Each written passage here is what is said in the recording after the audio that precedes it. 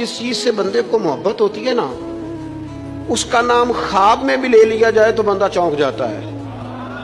आरिफ रूमी रहमतुल्लाह अलैह फरमाते हैं, एक शख्स बीमार हो गया था, कोमे में चला गया था। वो कई लोगों ने कोशिशें की पर वो शिफा नहीं होती थी।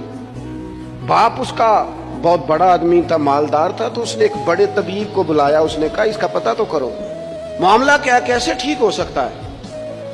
तो वो तबीब कहने लगा कि ये ना किसी से मोहब्बत करता है, जिससे मोहब्बत करता है उससे बिछड़ गया है और उस गम में इस कैफियत में चला गया, दवाइयां शवाइयां असर नहीं करेंगी।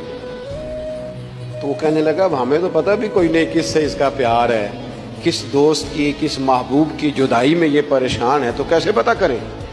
तो वो तबीब सियाना था, उसने कहा ये कौन कौन से मुल्कों में जा चुका है।